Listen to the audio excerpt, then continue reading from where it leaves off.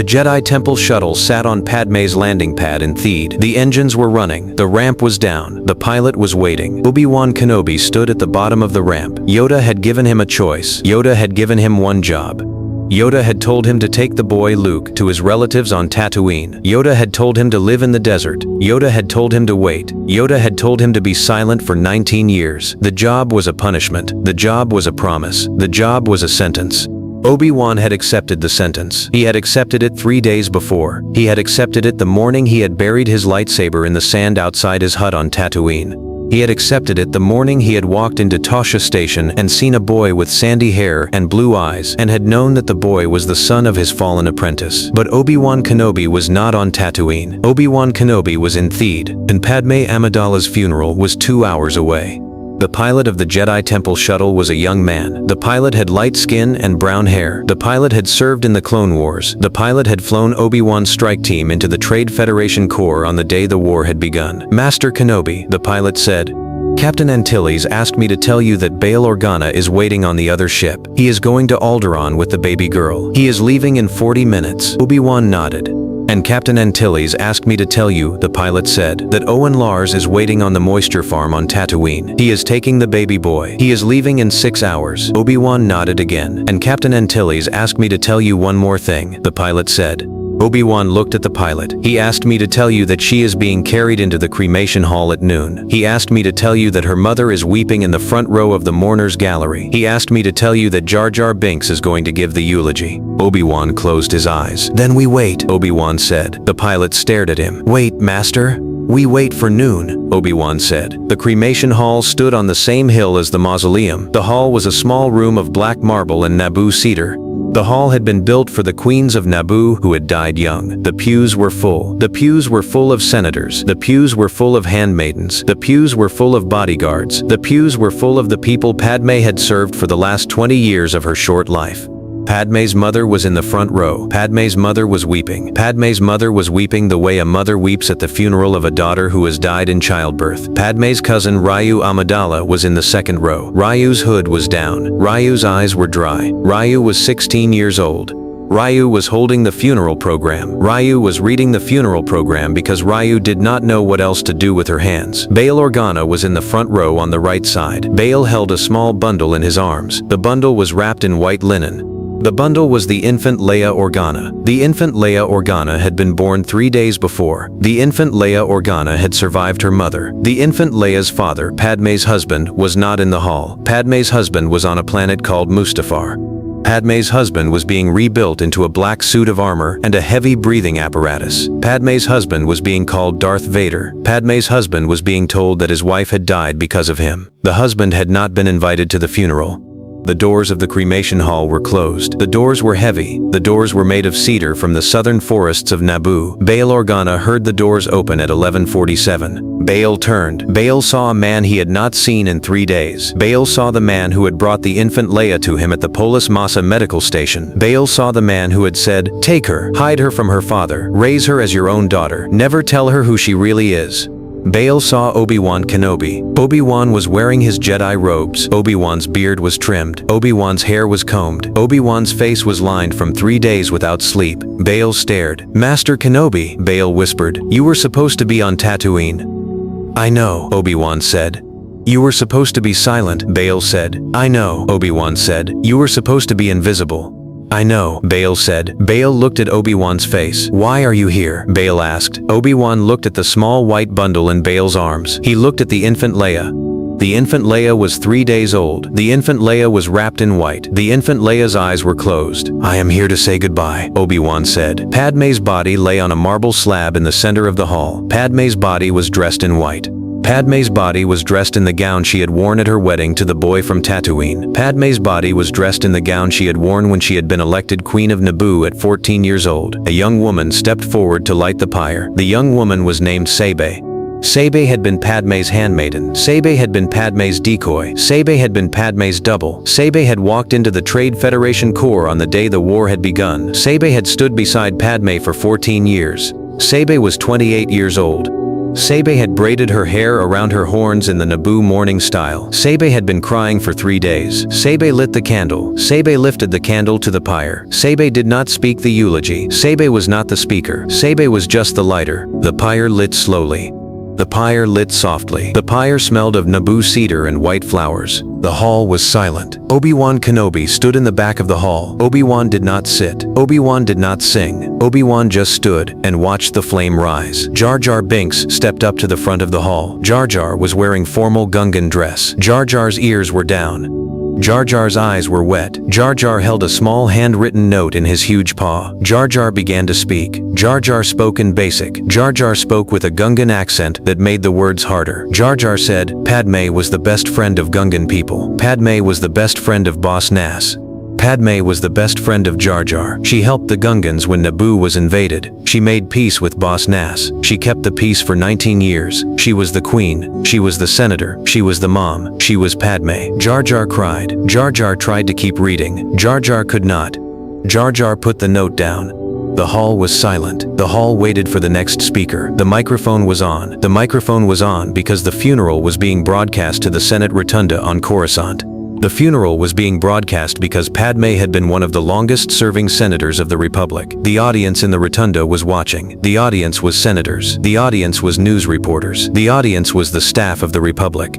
Bail Organa looked at Obi-Wan in the back of the hall. Bail mouthed, "Do not speak, Obi-Wan Nimsi." Bail was afraid. Bail was afraid that Obi-Wan would say something. Bail was afraid that Obi-Wan would say the wrong thing. Bail was afraid that Obi-Wan would say something about the children. Bail was afraid that Obi-Wan would say something about Padmé's husband. Bail was afraid that Obi-Wan would say something about what had happened on Mustafar. Bail was afraid that Obi-Wan would say something that would tell the entire galaxy that the most feared man in the new empire was the father of the 2 children who were being hidden from him. Obi-Wan did not move. Obi-Wan did not speak.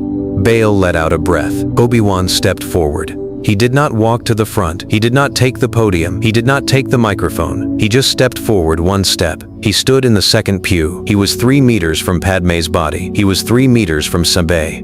He was 3 meters from the pyre that was still rising. He was also being broadcast. The 3 meters were 3 meters in front of the camera. The camera caught his face. The camera caught his Jedi robes. The camera caught the tears that were running down his face. He spoke. She was 14 years old when I met her. The hall was silent. She was 14 years old, and she was the queen of an entire planet. She was a child. She was afraid. She asked the Jedi Council for help. 2 Jedi went to her planet. 1 Jedi was her master. 1 Jedi was her friend. The audience on Coruscant was silent. The friend was me. I did not know her well, Obi-Wan said. I did not train her. I was not her master. My master was Qui-Gon Jinn. Qui-Gon was the one who had trained her to see hope in the middle of war. Qui-Gon was the one who had died for her. Qui-Gon was the one who had given his life for her on Geonosis. Obi-Wan paused. When Qui-Gon died, I made a promise to him. I made a promise to train the boy he had found, the boy he had brought from Tatooine, the boy with the curly hair and the blue eyes. Obi-Wan paused again. I kept the promise. I trained the boy. The boy became a Jedi. The boy became a man. The boy became a husband. Obi-Wan's voice cracked. The man is the reason she is dead. Bail Organa stood up from his pew. Bail did not say anything. Bail just stood. The infant Leia stirred in his arms. The infant Leia made a small noise. The infant Leia's eyes opened for a moment. Obi-Wan looked at the small bundle in Bail's arms. Obi-Wan had not seen the baby girl since the Polis Massa medical station. Obi-Wan had handed the baby to Bail. Obi-Wan had said, "Take her." Obi-Wan had walked away. Obi-Wan had walked away because Obi-Wan had to bring the boy to Tatooine. Obi-Wan had walked away because Obi-Wan had been told to be silent. Obi-Wan had walked away because Obi-Wan had been told to be invisible. Now Obi-Wan was here, and Obi-Wan was breaking the silence. Obi-Wan did not name the children. Obi-Wan was not stupid. Obi-Wan was not a child.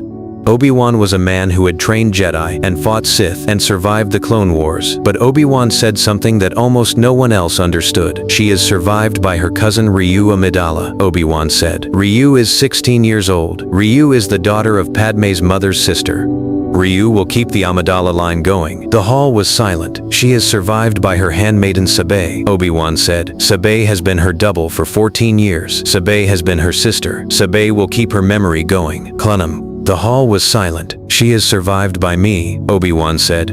Obi-Wan's voice was small. "I will keep her memory going by watching over her family." Clunham Bail closed his eyes. The audience on Coruscant would not understand the words. The audience on Coruscant would think that Obi-Wan's family meant the Republic. The audience on Coruscant would think that Obi-Wan's family meant the Jedi Order. Someday Bail knew. The audience would understand. Padmé's mother stood up from the front pew. Padmé's mother walked to the front of the hall. Padmé's mother walked to the pyre. Padmé's mother was 58 years old. Padmé's mother had been a handmaiden of Queen Apelana. Padmé's mother had raised Padmé in the governor's mansion on Theed. Padmé's mother looked at Obi-Wan. "You were her friend," Padmé's mother said. "You taught her husband the Force. The Force took her husband from her. Why are you here?" Obi-Wan was quiet for a moment. "Because I failed her," Obi-Wan said. Padmé's mother nodded. "Yes," she said. "You failed her, and he failed her, and the Jedi failed her, and the Republic failed her, and she is dead," Obi-Wan said. Padmé's mother looked at the pyre. "She will be dead for 19 years," Padmé's mother said. "And then the Empire will end, and then the Republic will come back, and then her children will be old enough to learn who they are." Obi-Wan looked at the front row. Obi-Wan looked at Bail. Bail was staring at Obi-Wan with wide eyes. Bail had said nothing. Bail had agreed to nothing. Bail's wife had said this. Bail's wife had not known Obi-Wan was there. Bail's wife had said the words because she was a mother, and mothers can see things that senators cannot see.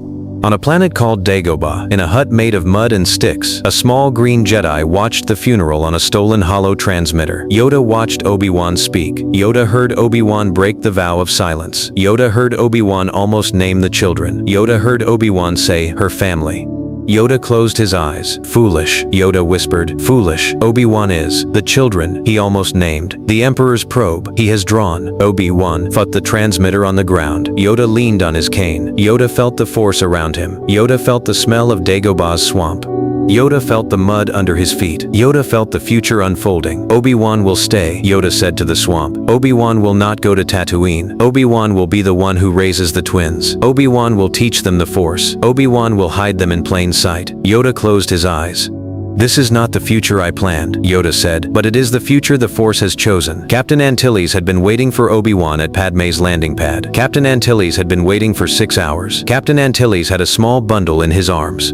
The bundle was the infant Luke Skywalker. Captain Antilles had been waiting because Obi-Wan had not come to the shuttle. Captain Antilles had been waiting because Obi-Wan had walked into the funeral instead. Captain Antilles stood at the back of the hall. Captain Antilles held the infant Luke Skywalker against his chest. Captain Antilles did not speak during Obi-Wan's eulogy. Captain Antilles did not speak during Padmé's mother's words. Captain Antilles spoke only when the funeral ended. "Master Kenobi," Captain Antilles said, walking up to Obi-Wan. Obi-Wan turned. "I have him," Captain Antilles said. "The boy, Luke, he is healthy. He has eaten twice. He has slept 6 hours. He has not cried." Obi-Wan took the bundle. Obi-Wan held the infant Luke. Obi-Wan looked down at the boy's face. The boy had his mother's eyes. The boy had his mother's mouth. The boy had his mother's chin. The boy had his father's hair. The boy was 3 days old. The boy was sleeping. "I will not go to Tatooine," Obi-Wan said. Captain Antilles nodded. Captain Antilles had been told by Bail that Obi-Wan would do this. Captain Antilles had been told by Bail that Obi-Wan would not follow Yoda's order. "Where will you go?" Captain Antilles asked. Obi-Wan looked at the infant Luke. Obi-Wan looked at the small bundle in Bail's arms across the hall. "I will go to Naboo," Obi-Wan said. "I will stay in the governor's mansion. I will train both children. I will teach them the Force. I will hide them in the middle of the Republic's strongest allies." Captain Antilles nodded. "Naboo is neutral ground," Captain Antilles said. "Naboo is the home of Padmé Amidala. Naboo is loyal to her memory." "Exactly," Obi-Wan said. The governor's mansion on Thed had been Padmé's home. The governor's mansion had been her mother and her aunt's home for 3 generations.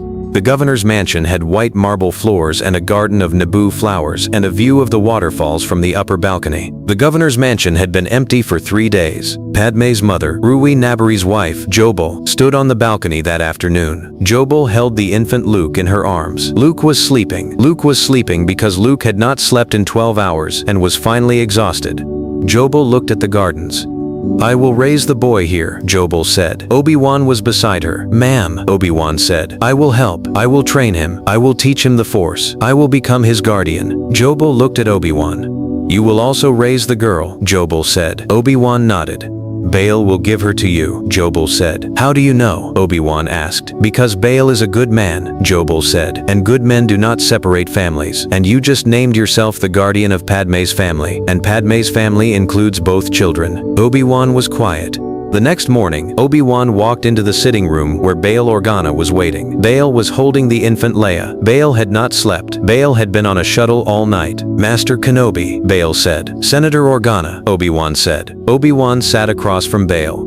Obi-Wan looked at the infant Leia. The infant Leia was sleeping. The infant Leia was wrapped in the white linen that Padmé had worn on her wedding day. Master Kenobi, Bail said again. I have a daughter on Alderaan. Briha and I have been trying to have a child for 6 years. We have named her Leia. We have her nursery ready. We have her hollow projector ready. We have her cradle ready. Bail paused. I want to give her your baby, Bail said. I want to give her your baby because she will be safe on Alderaan. Alderaan is not on any map the Empire uses. Alderaan is at the edge of the galaxy. Alderaan is far from Mustafar.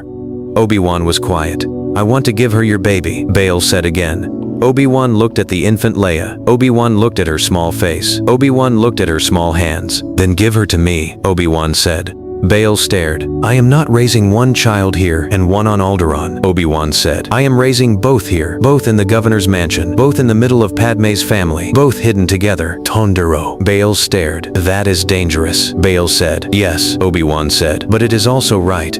Padmé died for both of them. Padmé died so both of them would be born. Padmé did not die so you could split them apart. The twins grew up together in the governor's mansion on the Ed. Luke Skywalker was raised by his grandmother Jobel and by Obi-Wan Kenobi.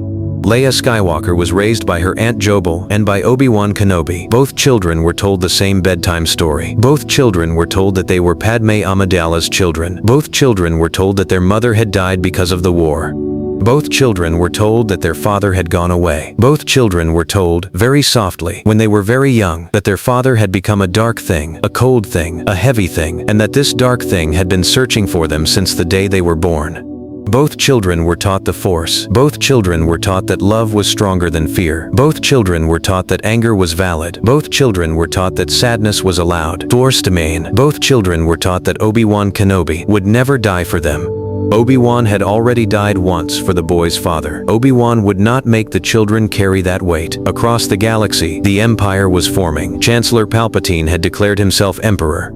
The Emperor had named himself Emperor because the Jedi had been destroyed on the day Padmé had died. The Emperor had used the death of Padmé as the cover for the Empire's first law. The first law of the Empire was the dissolution of the Senate. The Senate had been dissolved because the senators had loved Padmé too much. The Senate had been dissolved because the senators had voted against the war. The Senate had been dissolved because the senators had been popular with the people. The Emperor had replaced the Senate with regional governors. The regional governors had been his friends. The regional governors had been his spies. The Emperor was searching for two things: the remaining Jedi and the children of Anakin Skywalker. The Emperor was searching for the Jedi because the Jedi were the only ones who could stop him. The Emperor was searching for the children because the children were the future. The Emperor's first probe landed on Naboo when the twins were 5 years old. The probe was a small droid. The probe was hidden inside a trade ship. The probe was sent to Theed spaceport under the cover of a fuel inspection. The probe did not find children. The probe found governors. The probe found handmaidens. The probe found tourists. The probe did not find twins. The probe did not find a Jedi. The probe did not find Obi-Wan Kenobi. Obi-Wan was hidden. Obi-Wan was wearing Naboo robes. Obi-Wan's beard was gone. Obi-Wan was called Master June. Obi-Wan was the children's tutor. The probe went home. The Emperor's report said, no children on Naboo. No Jedi on Naboo. Status, clear. The twins were 8 years old. The twins were old enough to begin the physical training of the Jedi. Obi-Wan was standing in the garden of the governor's mansion. Obi-Wan held two small training sabers. The sabers were wooden. The sabers were the size of light sticks. The sabers were red and blue. Luke held the blue. Leia held the red. Today, Obi-Wan said, you begin. Luke nodded. I am going to make you fight each other first, Obi-Wan said. Luke's jaw dropped. Leia's mouth opened. Not to hurt you, Obi-Wan said. To teach you that fighting is not hate. To teach you that the person in front of you is not the enemy. To teach you that the sabers are not weapons. To teach you that the sabers are just tools. Forked and true. He handed the sabers to the children. Fight, he said. Luke and Leia raised their sabers. Luke and Leia looked at each other. Luke and Leia looked into each other's eyes. Luke and Leia had been trained to honor each other. Luke and Leia had been raised in the governor's mansion. Luke and Leia had been raised by the same grandmother. Luke and Leia had been raised by the same teacher. Luke and Leia bowed to each other. Then they fought. They fought gently. They fought slowly. They fought like two children playing pretend. And Obi-Wan watched them, and saw the boy from Tatooine he had failed, and the girl from Coruscant he had not been allowed to save. When the twins were 12, Obi-Wan took them to a moon called Yavin 4. Obi-Wan had chosen Yavin 4 because Yavin 4 was ancient. Obi-Wan had chosen Yavin 4 because Yavin 4 had temples older than the Jedi Order. The temples were broken. The temples were overgrown. The temples had been empty for 4,000 years. But the temples had one thing that Obi-Wan needed. The temples had the Jedi trials. The Jedi trials were not in books. The Jedi trials were not in archives. The Jedi trials were alive. The Jedi trials were ancient stones, and ancient winds, and ancient force echoes that spoke to the children who came to find them. Luke was first. Luke walked into the temple alone. Luke carried no saber. Luke carried no weapons. Luke carried only his fear and his love. Luke came out 3 days later. Luke was shaking. Luke was bleeding from a cut on his forehead. Luke was smiling. "I saw him," Luke said. Obi-Wan nodded. "Who?" "My father," Luke said. "The dark man. The cold man. I saw him in the temple. The temple showed him to me." Obi-Wan nodded. "And?" Obi-Wan asked. "I am not afraid of him," Luke said. Across the galaxy, on the second Death Star, Darth Vader paused mid-stride. Vader paused because the Force had just touched him. The Force had just shown him something. The Force had just shown him a face. The face was young. The face had sandy hair. The face had blue eyes. The face had Padmé's chin. Vader's respirator hissed. Vader's mind reached out across the galaxy. Vader's mind searched for the face. Vader's mind searched for 19 years and did not find the face. Vader's mind touched the face on Yavin 4. Vader stopped breathing. "He is alive," Vader whispered. The Emperor turned from across the throne room. "Who?" "My apprentice, Anakin's son," Vader said. "He is alive. He is on a moon far from here. He was just born. He is 12 years old. He was never born." The Emperor was quiet. "How can a child be 12 years old and never born?" the Emperor asked. "Because I have been lied to," Vader said. Vader spent 3 months searching for the boy. Vader sent out probes. Vader sent out spies. Vader sent out the Inquisitors. The probes found nothing. The spies found nothing. The Inquisitors found nothing. The probes did not find the boy because the boy had been shielded. The boy had been shielded by a grandmother who loved him. The boy had been shielded by a senator who was his godfather. The boy had been shielded by a Jedi who had given up his own life for the boy. But the Force had shown the boy to Vader. The Force had shown the boy's face. The Force had shown the boy's location. The Force had shown the boy because the Force wanted the boy to be found. The Force wanted the boy to be found because the Force wanted the boy to be tested. Vader built the Death Star. The Death Star had been planned for 19 years. The Death Star was the Emperor's favorite project. The Death Star was a moon-sized weapon. Vader let the Emperor build the Death Star. Vader did not interfere with the Death Star. Vader let the Emperor spend the Empire's money on the Death Star. Vader let the Emperor spend the Empire's engineers on the Death Star. Vader was not planning to use the Death Star. Vader was planning to destroy the Death Star. Vader was planning to use the boy's training to destroy the Death Star. Vader was planning to bring the boy to the Death Star. Vader was planning to let the boy believe he was killing his father. Vader was planning to use that belief to break the Death Star's controls. Vader was playing a long game. Vader was playing a game that the Emperor could not see. The night before the Death Star was finished, Obi-Wan Kenobi sat on the cliff above the waterfalls of Naboo with the twins. Luke was 16, Leia was 16, Obi-Wan was 55. The twin moons of Naboo rose behind the marble pillars of the mausoleum. The wind moved through the cypress trees. The waterfalls of the palace below made a sound like a low hymn. "Children," Obi-Wan said. "Tomorrow I will go to the Death Star." Luke and Leia looked at their teacher. "You will stay here," Obi-Wan said. "Why?" Leia asked. "Because I am old," Obi-Wan said. "Because I have lived a long life. Because I trained your father when he was a boy. Because I failed him when he was a man. Because I have spent the last 19 years trying to make up for that failure." Obi-Wan paused. "Because I am going to let him kill me," Obi-Wan said. Luke stared. "Master, no." "Luke," Obi-Wan said, "listen, the Force is not a weapon. The Force is a song. The Force has been singing since the day I left the temple. The Force has been singing to your father. The Force has been singing to me. The Force has been singing to you." Obi-Wan looked at the two teenagers. "The Force is going to finish what it started 19 years ago. The Force is going to bring your father home. The Force is going to use my death to wake him up." Obi-Wan smiled. "I am not afraid," Obi-Wan said. Obi-Wan flew to the Death Star. Obi-Wan flew alone. Obi-Wan did not bring an X-Wing. Obi-Wan did not bring a fleet. Obi-Wan did not bring weapons. Obi-Wan flew a small Naboo cruiser. Obi-Wan flew the same silver ship that Padmé had been given when she had been 14 years old. Obi-Wan landed in the hangar of the Death Star. Obi-Wan walked down the ramp. Obi-Wan did not ignite his lightsaber. Vader was waiting. "Hello, Anakin," Obi-Wan said. Vader's respirator hissed. Vader's black cape moved in the air conditioning. Vader's helmet reflected the hangar lights. "Hello, Obi-Wan," Vader said. Obi-Wan walked closer. Obi-Wan walked within striking distance. Obi-Wan did not defend himself. "You came to die," Vader said. "Yes," Obi-Wan said. "Why?" Vader asked. "Because the Force will use it," Obi-Wan said. "Because when I die here, in front of you, in front of the troops, the children will see. The children will see that you killed the man who raised them. The children will see that their father killed the man they loved." Obi-Wan paused. "And the children will find another path," Obi-Wan said. Vader raised his lightsaber. The red blade lit up the hangar. "You are not sorry," Vader said. "I am sorry for what I did not do," Obi-Wan said. "I am sorry for what I should have said. I am sorry that I let you fall." Vader swung. The red blade cut Obi-Wan down. Obi-Wan fell. Obi-Wan faded. Obi-Wan became a ghost of the Force. Obi-Wan's ghost returned to Naboo that night. Obi-Wan's ghost sat on the cliff above the waterfalls. Obi-Wan's ghost sat where he had sat with his students the day before. Luke and Leia sat beside him. Luke and Leia could see him. Luke and Leia could feel him. Luke and Leia could hear him. "Children," Obi-Wan's ghost said, "your father is not lost. Your father is right behind the helmet. Your father heard every word I said. Your father watched my face as he killed me. Your father saw my eyes close." Obi-Wan's ghost paused. "Your father's lightsaber stopped for 1 second.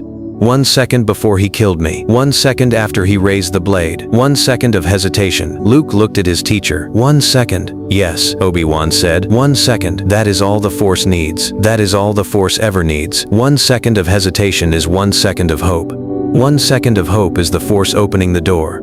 3 days later, the Empire collapsed. Vader killed the Emperor in the throne room of the Death Star. Vader did it in front of Luke. Vader did it for Leia. Vader did it because Obi-Wan's ghost had told him the truth. The children were watching. Vader knelt beside the body of his master. Vader held his master's robe. Vader's helmet fell to the floor. Ugh. Anakin Skywalker's face had been rebuilt by the bone knitters of Iriadu 3 years before. The bone knitters had given Anakin new skin. The bone knitters had given Anakin new eyes. Anakin Skywalker's eyes were Padmé's eyes. Anakin Skywalker was an old man. Anakin Skywalker was 42 years old. Anakin Skywalker was gray and burned and tired, but he was alive, and his children came home. 3 coffins were carried to the mausoleum on the hill above Theed Palace. The first coffin held Padmé Amidala. The coffin was 19 years old. The coffin had been opened and closed, and opened and closed. The coffin had been the place where Padmé had slept while her children grew up without her. The second coffin held Obi-Wan Kenobi. The coffin was small. The coffin was wooden. The coffin held the body of the man who had raised Padmé's children and who had died to wake Padmé's husband from the dark. The third coffin held Darth Vader's helmet. The helmet was black. The helmet was heavy. The helmet was empty. The 3 coffins were carried up the hill by Padmé's children, by Padmé's mother, by Padmé's cousin Ryu, by Bail Organa, by Mon Mothma, by Mace Windu, by Ahsoka Tano, by Yoda, by the Naboo handmaidens. The 3 coffins were placed side by side at the front of the mausoleum. The mausoleum was full. The mausoleum was full of the children of the new Jedi Order who had been taught by Obi-Wan, by Padmé's mother, by Luke, by Leia. The children sang the song Obi-Wan had taught them. The children's voices were high. The children's voices were clear. Luke Skywalker stood at the front of the mausoleum. Luke was 19. Luke had sandy hair. Luke had blue eyes. Luke had Padmé's chin. Leia Skywalker stood beside him. Leia was 19. Leia had dark hair. Leia had Padmé's courage. Anakin Skywalker stood behind them. Anakin was in a hover chair. Anakin's body had been broken by the Emperor's lightning. Anakin had been saved by his son. Anakin had been saved by the bone knitters. Anakin could walk a little. Anakin could not stand for long. Anakin spoke first. "I broke my vow," Anakin said. The mausoleum was silent.